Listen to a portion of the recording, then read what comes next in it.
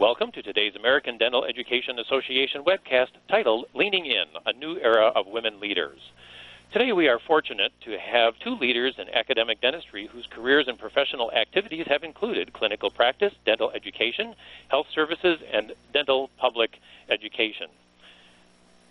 Dr. Kathryn A. Atchison is professor in the UCLA School of Dentistry and School of Public Health and Vice Provost, New Collaborative Initiative at the University of California, Los Angeles. She spent 6 years as Vice Provost of Intellectual Property and Industry Relations and was responsible for an office that managed over $30 million in contract agreements with industry and up to $32 million in royalty and fee income from technology transfer. Atchison is a past president of the American Association of Public Health Dentistry and a former participant in the Department of Health and Human Services Primary Health Care Policy Fellowship. She received her DDS degree from Marquette University Dental School and MPH degree from Boston University School of Public Health. Dr. Atchison completed the Robert Wood Johnson Foundation Dental Health Services Research Fellowship, a mid-career fellowship in geriatric dentistry with UCLA's multi-campus division of geriatrics and gerontology, and a public health dentistry residency. Dr. Teresa Dolan is Vice President and Chief Clinical Officer of DENTSPLY International. She provides strategic direction for global DENTSPLY professional education and is actively engaged with DENTSPLY's business units to support their clinical initiatives. Dr. Dolan is a Phi Beta Kappa graduate of Rutgers University. She earned a DDS degree from the University of Texas and an MPH degree from the University of California, Los Angeles. She was a Robert Wood Johnson Foundation Dental Health Services Research Scholar and completed a Veterans Administration Fellowship in Geriatric Dentistry. Dr. Dolan joined DENTSPLY after serving as professor and dean of the University of Florida College of Dentistry from 2003 until 2013. Dr. Dolan joined the University of Florida in 1989 and is recognized for her research on geriatric dentistry and access to the oral health care for older populations, and for her contributions to the image of women in dentistry as a champion for diversity. It's now also my pleasure to introduce Dr. Eugene Anderson, who is the Chief Policy Officer and Managing Vice President of the American Dental Education Association. He leads the ADEA Policy Center, which integrates the association's educational research, access and diversity programming, and public policy advocacy activities to address contemporary issues facing dental education and oral health needs of the public. Dr. Anderson previously served as the Associate Executive Director and Director of the ADEA Center for Educational Policy and Research. Dr. Anderson's leadership, ADEA CEPR, has achieved national dental education policy changes through the ADEA Commission on Change and Innovation in Dental Education, provided faculty development in key areas of change and innovation, and worked to expand the research of dental education beyond the world of oral health. Considered an expert on higher education enrollment trends, he is co-author of numerous articles on higher education and dental education trends. Dr. Anderson holds a doctorate in education policy from the University of Virginia and a baccalaureate degree from the University of Pennsylvania. We are pleased that Dr. Anderson could join us and host today's webinar. Thank you, Kurt. The ADEA Policy Center is pleased to have everyone with us for the launch of our webinar series, Leading Conversations. This is intended to engage members of the dental education and higher education communities, as well as healthcare professionals and organizations, on important issues and trends impacting dental education, oral health care, and higher education. Every month, members of the dental education community will come together on this virtual room for 60 minutes of provocative conversation facilitated by experts, researchers, and practitioners on selected topics. We are pleased to have Drs. Atchison and Dolan, who will be speakers at our upcoming 5th ADEA International Women's Leadership Conference being held in Barcelona, Spain, September 14th through the 16th. This conference is an opportunity for the global dental education community to foster global alliances and deliver leadership strategies to improve oral health and overall health in communities throughout the world. Dental educators, practitioners, health researchers, policymakers, and business leaders in the health sector will attend the International Women's Leadership Conference. We encourage you to find information about this conference if you're interested in participating at adea.org/IWLC. The webinar today is entitled Leaning In, a New Era of Women Leaders. we've asked Drs. Atchison and Dolan to share some thoughts with us about leadership, and they will be reflecting on two books on women in leadership. First, Composing a Life, written by Mary Kathryn Bateson and published in 1989. And second, a national bestseller, Lean In, Women, Work, and the Will to Lead, written by Sheryl Sandberg and Nell Scoville. Welcome, Drs. Atchison and Dolan. Perhaps we can begin with a brief discussion about these books and why these particular books resonate with you. Dr. Dolan, what attracted you to the Bateson book? Thank you, Dr. Anderson. Before describing the book, I'd like to give a quick shout-out to my colleagues at the University of Florida, and I'd like to thank all our webinar participants for joining us today. So why focus some of today's conversation on the Bateson book? I became aware of this author as a participant in ELAM, a year-long executive women's leadership program, and Composing a Life was one of the recommended texts. Several aspects of the book were very interesting to me. First, the author, Mary Kathryn Bateson, is a writer and cultural anthropologist. She's about 20 years older than I am, and she grew up in a very interesting household. Her mother, Margaret Mead, was a well-regarded and controversial American cultural anthropologist who was often a featured speaker and author in the mass media in the 60s and the 70s. Her reports about attitudes towards sex in traditional cultures helped shape the 1960s sexual revolution and were an important topic of discussion during the women's studies courses that I took while I was in college in the 1970s.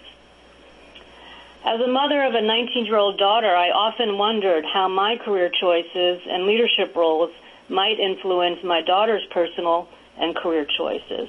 And I often wonder if new generations of women will continue to find greater equality in terms of educational and career opportunities, or will they continue to find institutional and other challenges, or continued challenges related to balancing their professional and personal lives.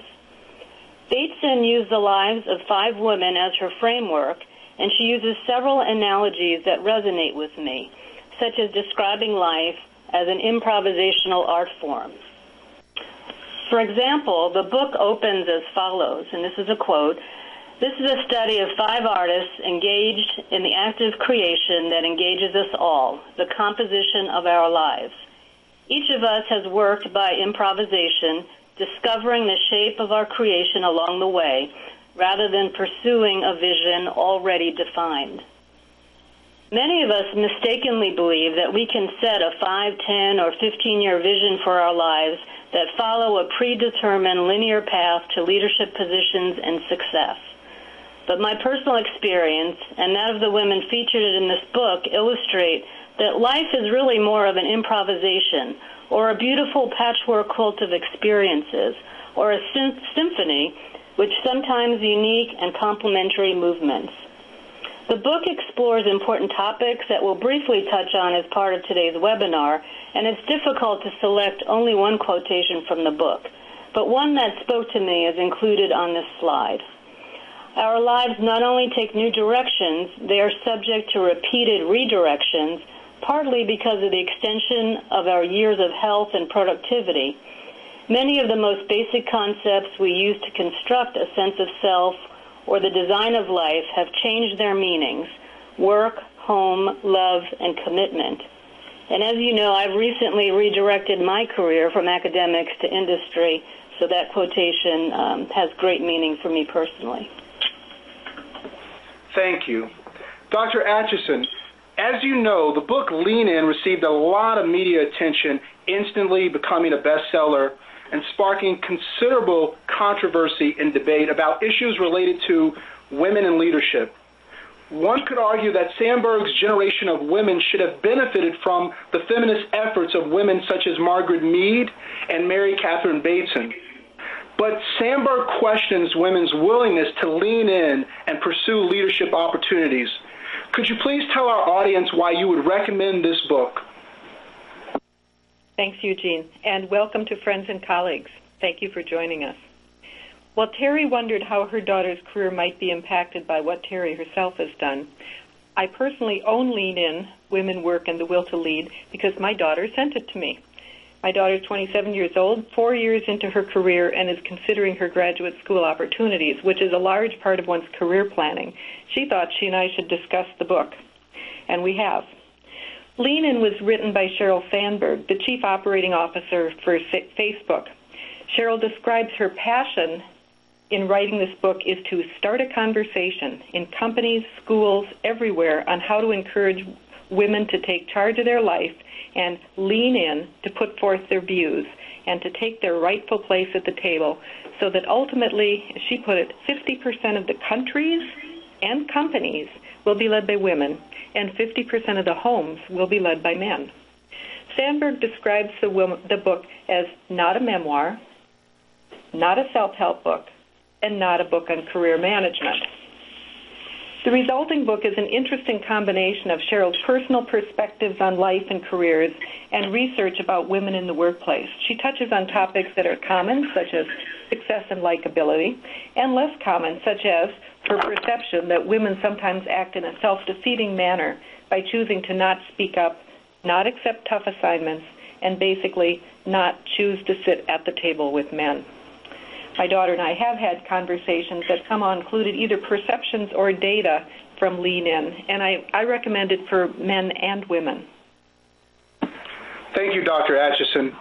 Perhaps we can discuss this book a little further. For example, Sandberg notes in her book, and I quote, "Women are making progress at every level except as leaders. We started accounting for 50% of college degrees 30 years ago, but progress at the top has stalled. For the past decade, women in corporate America have held only 14% of C-suite jobs and 17% of board seats. There aren't enough women sitting at the tables where decisions are made," end quote. Could you share some of your thoughts on women's leadership and why we continue to find a lack of women in leadership roles, both in academia as well as in the private sector? Sure, thanks. So Sheryl Sandberg describes a woman leader in the 70s who said women started out idealistic in going for careers and trying to integrate professional and personal aspirations. They faced many challenges and thought they had solved the women's problems for future generations. And for Sandberg, she recalls that in the late 1980s when she was in college, that the gender playing field felt level with men and women, as she put it, competing openly and aggressively. Well, I'm right between the woman she described for the 70s and Sheryl Sandberg.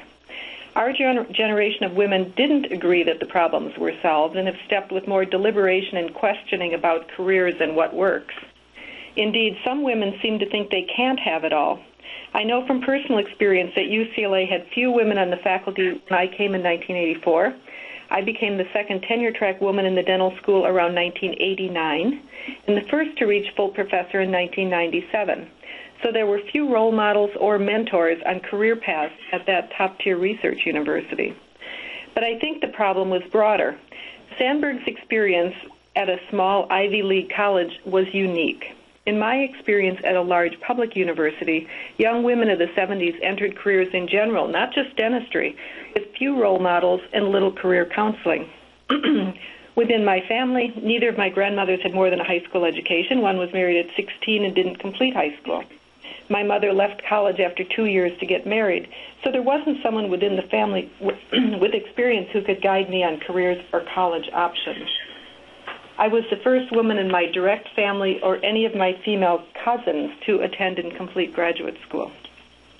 My husband is one of my mentors as well as a partner, and he and I dealt with a number of firsts in our two families. We married very young at age 21, and both families were more than a little bemused that he would support my attending my last 3 years of dental school rather than me supporting his graduate work first. I was the first woman on either side of the family who worked full-time and had children. But we naively thought we could do whatever we wanted, and for the most part we have, although there have been many discussions and many comments. So basically, as you see on the slide, I think that dual careers are tough and require a lot of ongoing communication and personal attention. It's almost like a job. You have to work at it. A couple with two high-powered careers must invest in cooperation, Couples have to take turns and both be and expect a supportive partner in order for both men and women to succeed in their jobs. And whether in academia or the private sector, the lack of women in key roles fits with the combination of issues that Sheryl Sandberg describes: cultural problems, sensitivity problems, and problems within women themselves that do not step up to make themselves and their position heard. Thank you. Dr. Dolan, you served as the dean at the University of Florida College of Dentistry for 10 years at a time when women in dental academic leadership roles was still relatively uncommon.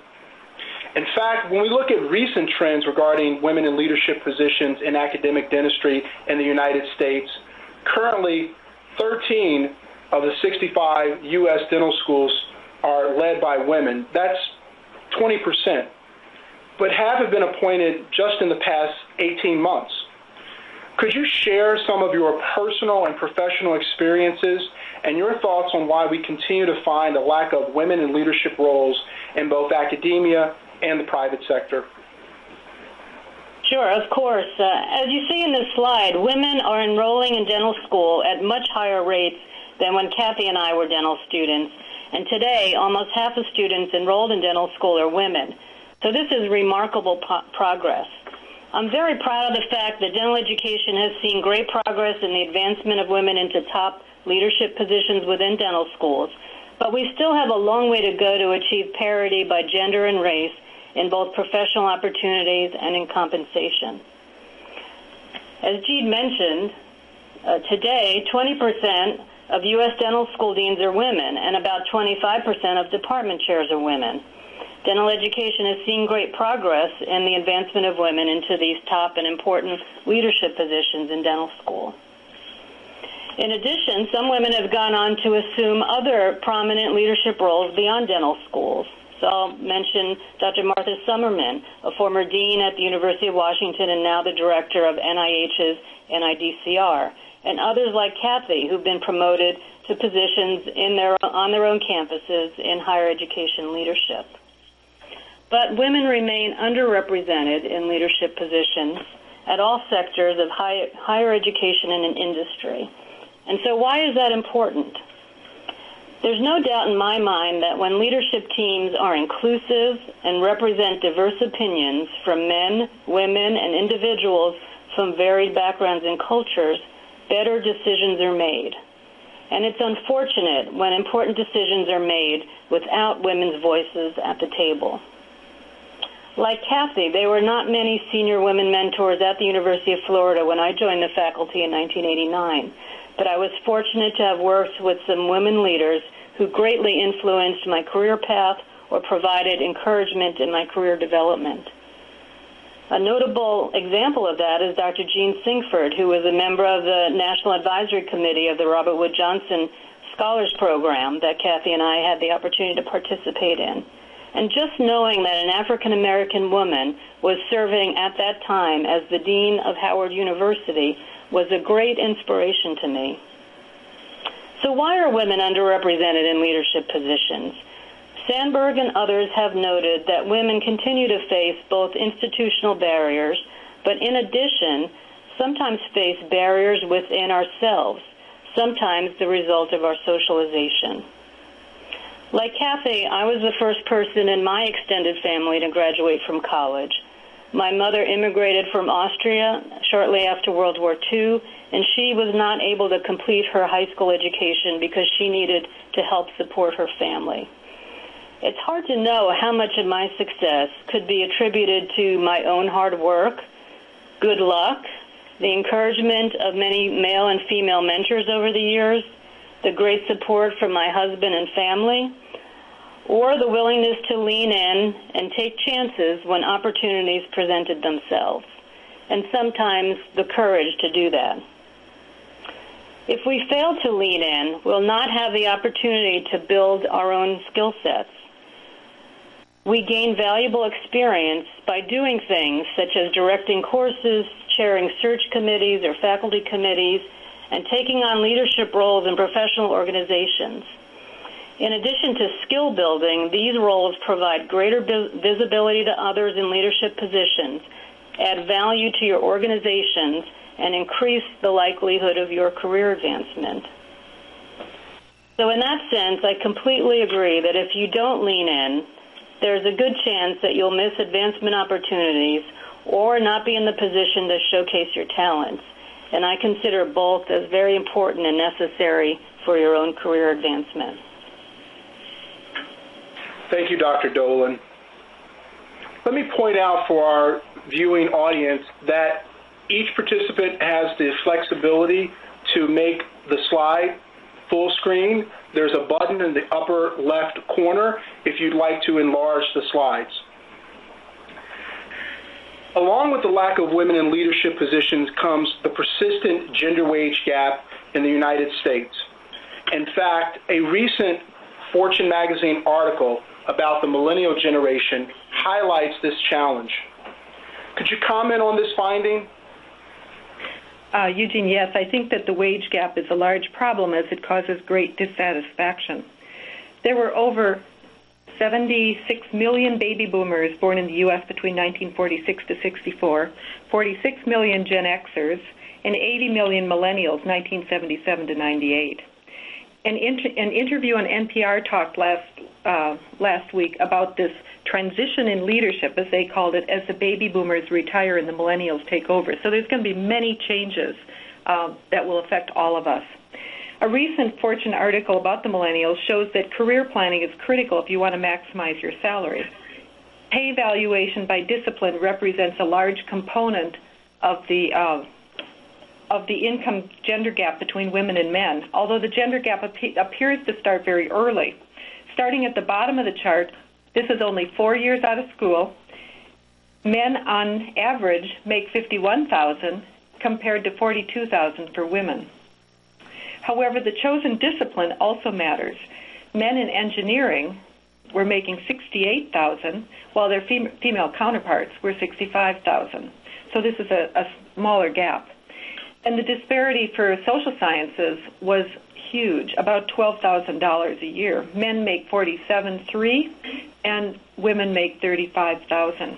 So encouraging girls and young women to go into STEM fields could be a strong consideration in career planning. Some of the gap, Fortune showed the impact of taking time off of work or not working full-time. The millennial data doesn't extend very far across one's lifespan, but it shows that among women engineers who didn't take time out for children earned slightly more, about $2,000, than men engineers. Please note, I am not suggesting that you not have children. Sandberg also commented on this issue, and she called it opting out of the market. Between 1990 and 2006, 92 to 94% of men worked full-time, whereas for the women graduates, 89% worked full-time upon graduation, and the number of these women who stayed in the job market decreased over time to 78% 6 years after graduation, and 62% who worked full-time 10 years after graduation. Now, one could speculate that this is because of having children, but actually these data were for women without children. So one question that I have is, why do women opt out of their career? There's an interesting article in the resources section on academic medical centers and the culture that they have about dissatisfaction with their careers. Sandberg presents a fair discussion about the lifetime negative impact of stepping away from the job market, even for women who are highly paid and highly educated like we are. For example, she presented data following graduates of the class of 1990 University of Chicago Business School, both men and women, who had children, where 10 years out from graduation, only half of the women worked full-time compared to 96% among the men with children. So if couples are in a full partnership, why is the child rearing borne so often by women? It's important to note that this has a long-term impact on life earnings. If you don't mind my getting political for a moment, and I see that we have a question here about whether we're just going to blame women or whether we're also going to talk about public policy. So I'll comment that I think that both women and men must view raising children as important. Just a couple of weeks ago, July 16th, on the news there was a story in California about a 9-year-old girl whose mother was working at McDonald's and the child was on her own to play in a public park all day. The mother was arrested and the child was put in child protective custody. I think this is an absurd situation that the mother had no options to care for a 9-year-old child during the summer break. So from my standpoint on policy, I think both women and men must advocate for better laws on affordable child care options in the U.S. We're far behind other developed countries, such as the Scandinavian and European countries. Society would ultimately benefit from straightening out this disparity that says raising children is not important. Thank you. Some people comment that women's salaries are lower because they lack negotiating skills. Dr. Dolan, as a dean, you must have encountered situations where both men and women show poor negotiating skills. Can you comment on the importance of having good negotiation skills and how this plays out in the workforce? Sure. Thank you, Dr. Atchison. Certainly, as dean, I had the opportunity to work with many faculty candidates as well as existing faculty and staff, and observed a great variability in negotiating skills. This slide illustrates the persistent and troubling salary gap for male and female physicians, dentists, and non-health workers over 3 time periods. One that started in 1987, 1996, and then the final one, most recent data from 2006 to 2010.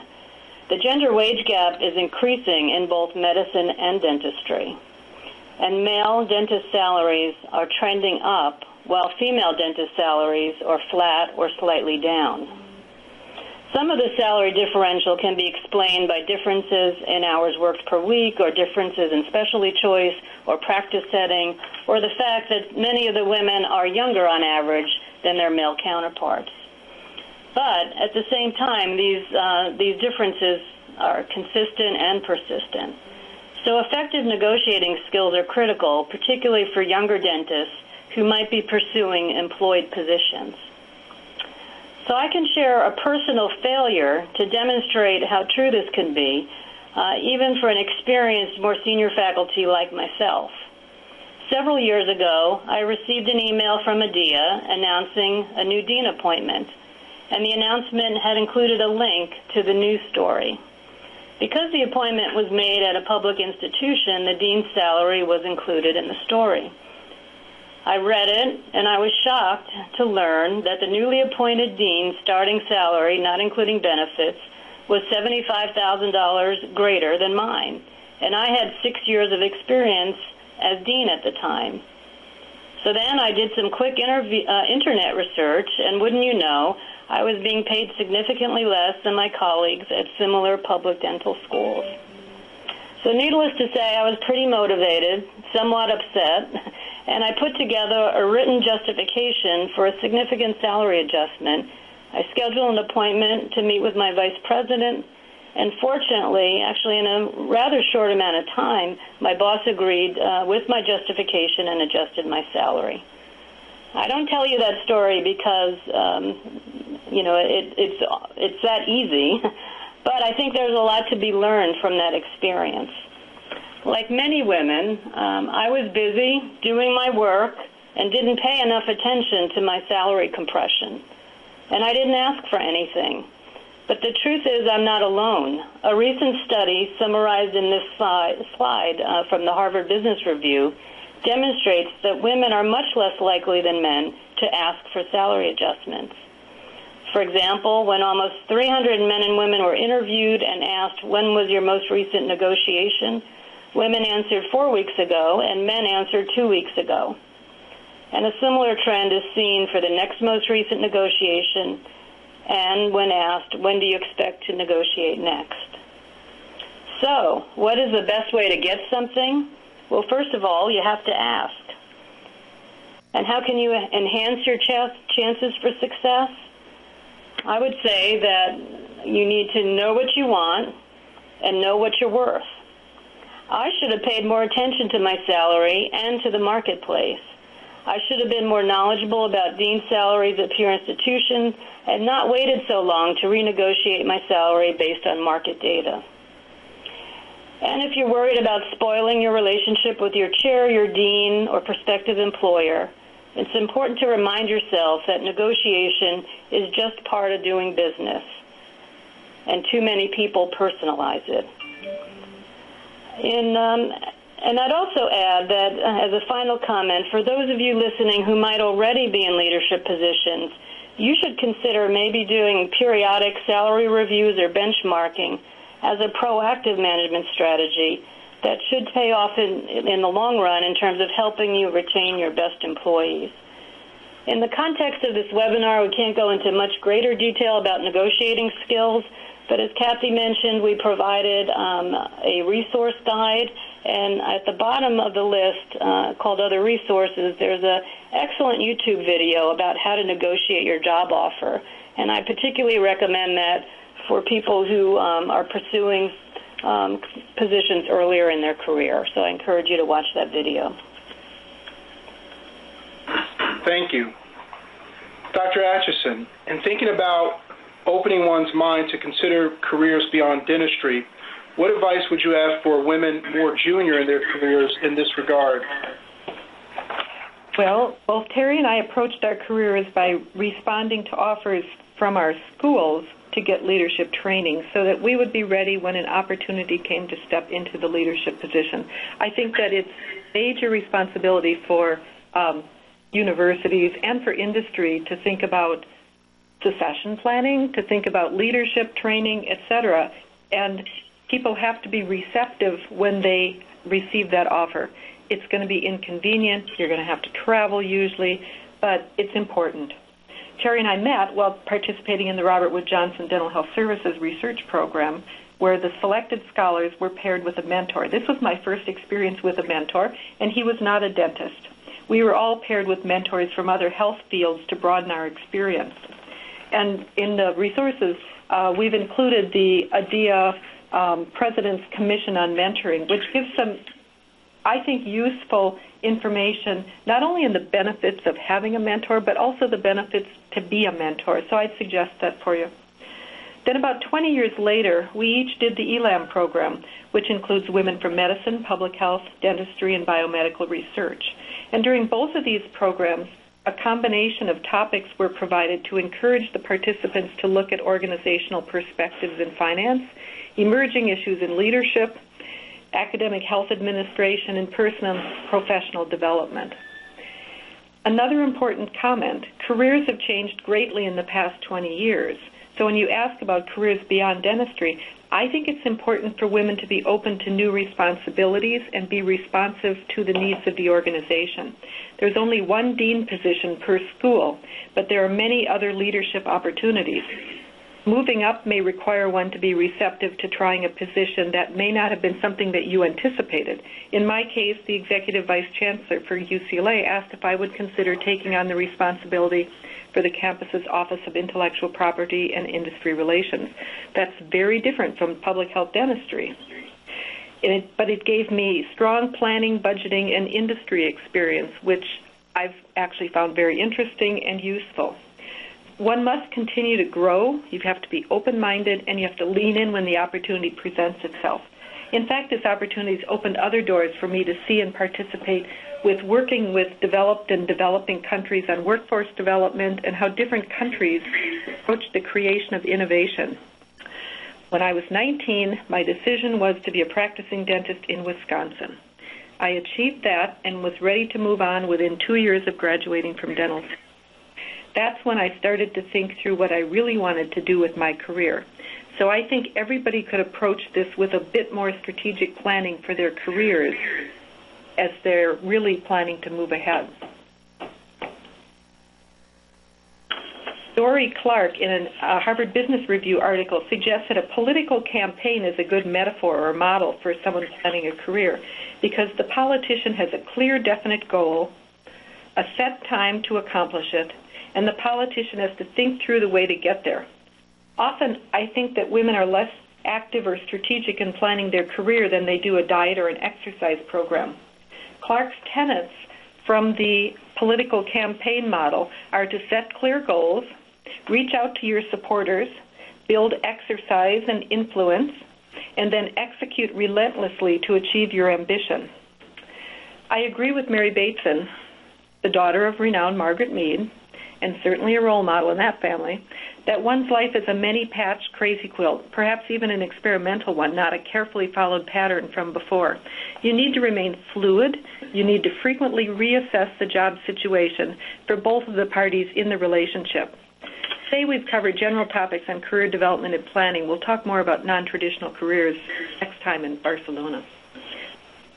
Oh, so I wanted to also comment, there was a question about, are we implying that to be a leader requires someone to work full-time?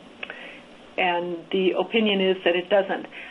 I think that it's fine to be a leader in a not full-time position, but many of the requirements associated with positions at either industry or academia, the institution requires full-time because they perceive that they need someone to manage this around the clock. So I think the onus then is on the individual to find the position where they can be the leader that doesn't require full-time involvement. And I think that could easily be the case in maybe foundations, possibly in NGOs. I think that it's less common in academia. But others may have a different opinion on that.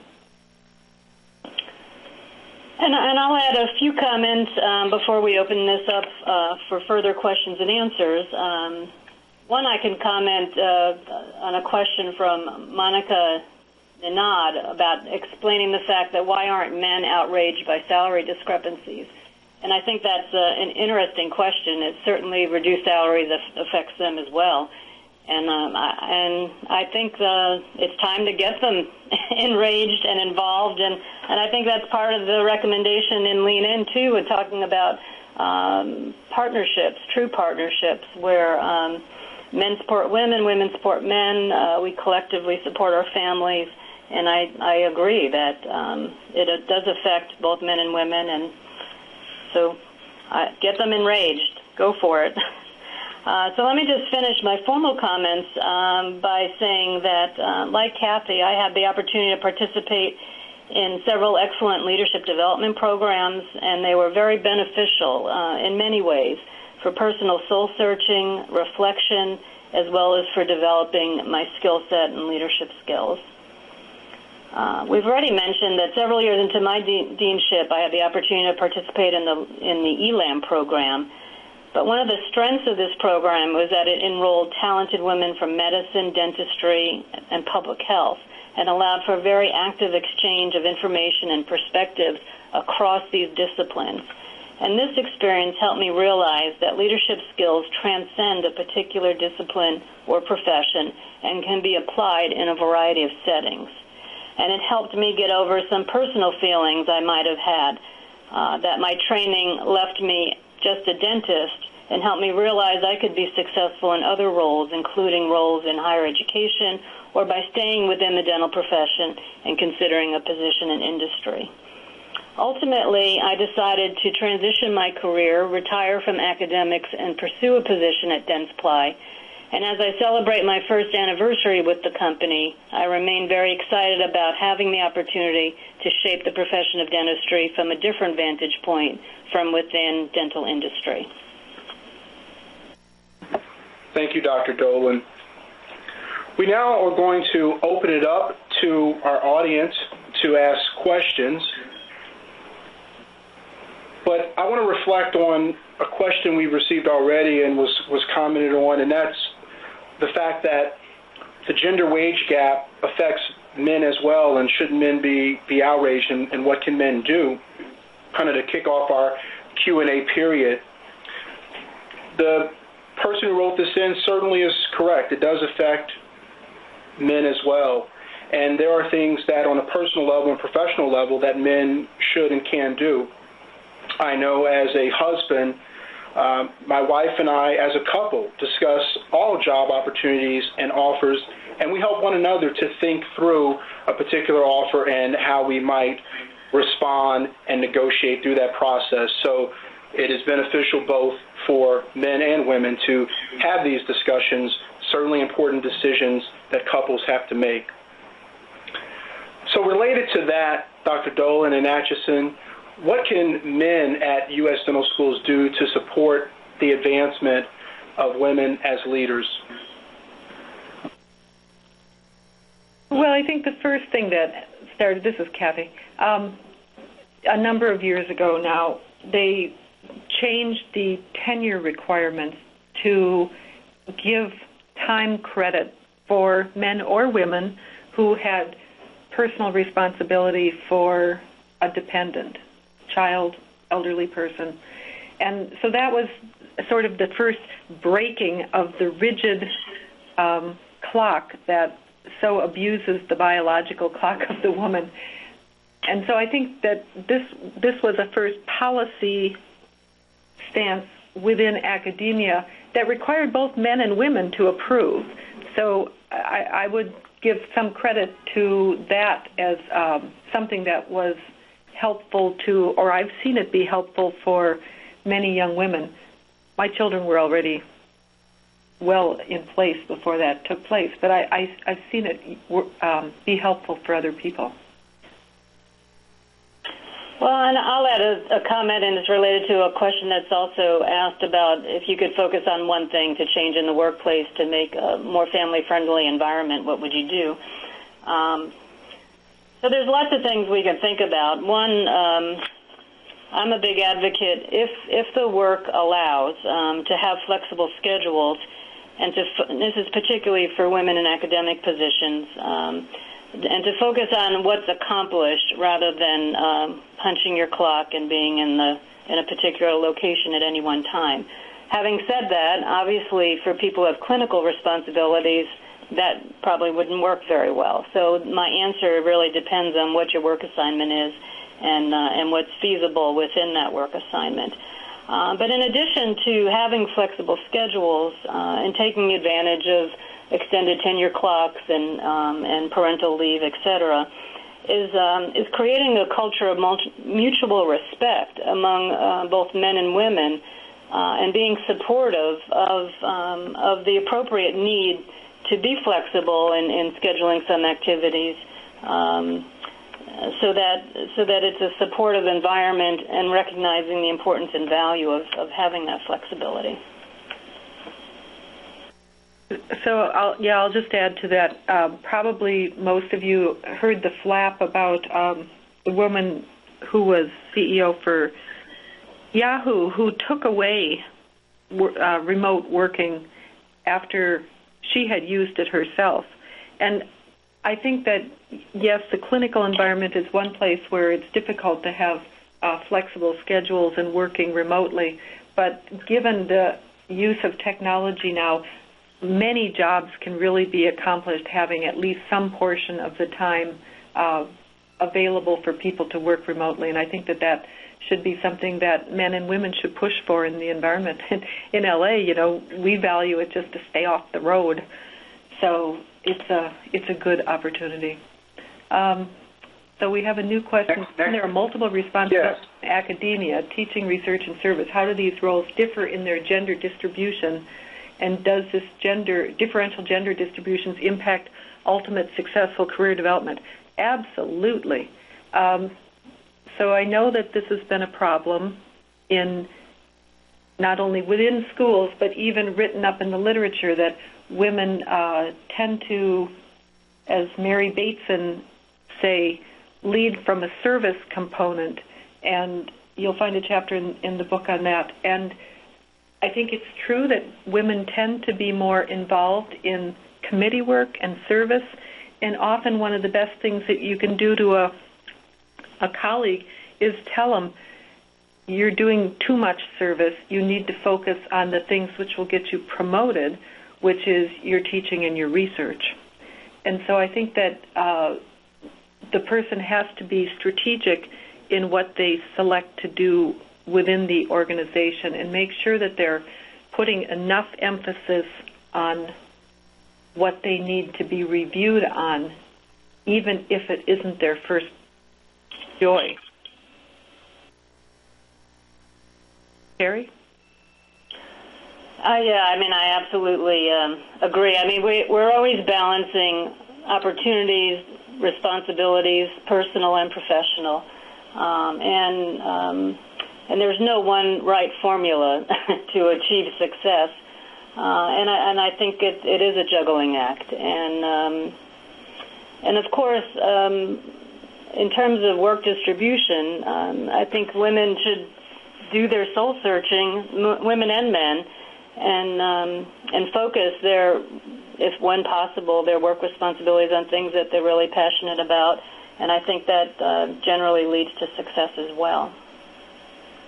But there's no doubt that particularly in a very competitive academic environment, if you are pursuing tenure, for example, there's no doubt that it's a very challenging situation for both men and women. I'm not totally clear on the question from Ms. Marino. Do you see that your ideas will establish a collaboration or forum that will motivate and advise other women in leadership positions, as well as encouraging young women to pursue leadership positions and not have a fear that they will be alone? If I'm interpreting it correctly, actually, that this forum idea is something that Sheryl Sandberg did in association with the book. There's, we'll get to it in a moment, there's a whole program up there, an online forum for people to participate, and so you might check that out. I'm not aware that ADEA has an interest or plan to try and set up something like that within dental education. It's an interesting idea, but we haven't had any discussion on that. I'll add, though, that, leadership positions can be lonely. Sometimes if you accept administrative responsibilities, it does set you apart in many ways from your colleagues, requires you to maintain some confidentiality, not perhaps being able to freely share your thoughts and feelings with others. And I think fear of being lonely or alone is a very legitimate fear. And so, as Kathy mentioned and as suggested in Lean In, having a formal or informal session where you can discuss those concerns with colleagues, with mentors, I think would be very beneficial. And I think that could be done, either with informal mentors or something facilitated through ADEA. And I'll also comment, someone had asked me, what is ELAM, one of the questions. And I'll say if you Google executive leadership in academic medicine, you'll see a very robust website with also other references that might be of interest to you. And also they, in addition to the year-long leadership training program, they offer shorter-term courses that might be beneficial. So that might be something you would want to explore on your own or with a small group. Thank you, Dr. Dolan. On behalf of ADEA, I would like to thank Drs. Atchison and Dolan for their participation in the webinar.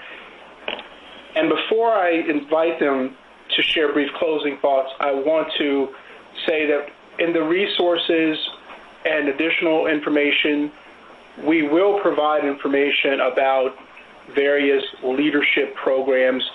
Certainly, ADEA hosts a number of leadership development programs.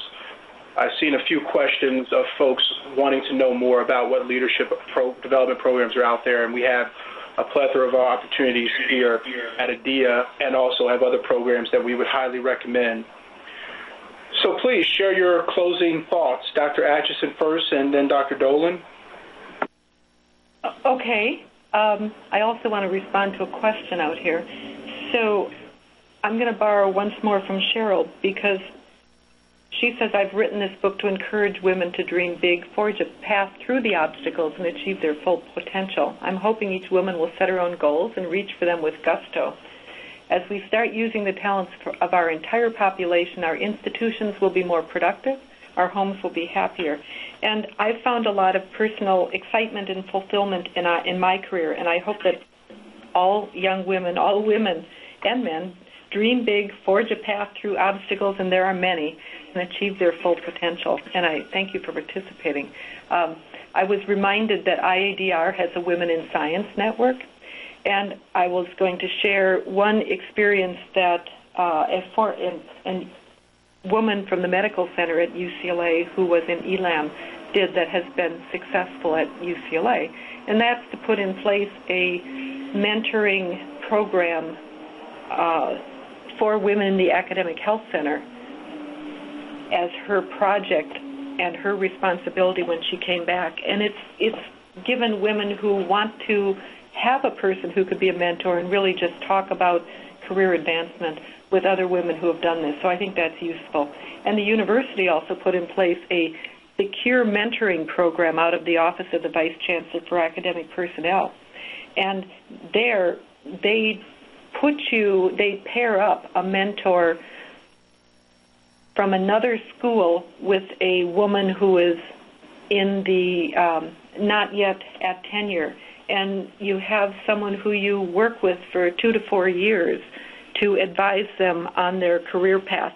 And I've participated in that and seen women who have really benefited from having somebody there who isn't in their department, isn't in their school, but can give them more of a campus, a different view of how to get through the tenure system. So those are two other examples I was going to share. Okay, over to you, Eugene. Oh, I think it's back to me. So this is Terry, and I have to admit that this hour for me personally went very quickly, and I hope we at least sparked some interest in conversation, but obviously could not thoroughly address each particular important topic. But I thought it would be fitting for me to close my formal comments with one of my favorite quotes from Margaret Mead: "Never doubt that a small group of thoughtful, committed citizens can change the world. Indeed, it's the only thing that ever has." Like Kathy, Eugene, and the ADEA staff who organized today's webinar, we wish you the best in your career development and in your personal lives. And we also hope that you continue this conversation at your institutions and at your dinner tables.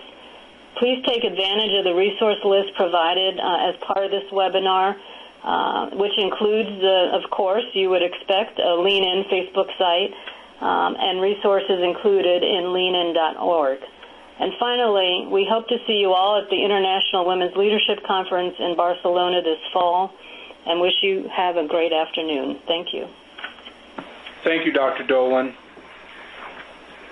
We have some closing housekeeping that we want to go through, but before that, I also want to make an announcement. We look forward to having you all with us next month for the August webinar on August 20th, noon Eastern Time. The title is Moving Interprofessional Education Forward, the Role for Dental Education. Our speaker will be Dr. Judith Buchanan, and the webinar will focus on dental education and how dental faculty and their institutional leaders are essential in moving their institutions one step closer to bringing IP home to their dental program. We look forward to your participation in that webinar and the ones to follow. And now I'll turn it back over to Kurt. Thank you, Dr. Anderson. That does conclude today's presentation, Leaning In, a New Era of Women Leaders, brought to you by ADEA and presented by Drs. Kathryn Atchison and Terry Dolan, and your ADEA host was Dr. Eugene Anderson. We do hope everyone enjoyed the presentation. All registrants who will receive an email with information and instructions for obtaining CEU for today's presentation. That email will be sent to the registrant of record. As a reminder, we ask you to take a moment and complete the online site roster and the online evaluation if you are interested in those CEU credits. Today's program is copyright in 2014 by the American Dental Education Association, all rights reserved.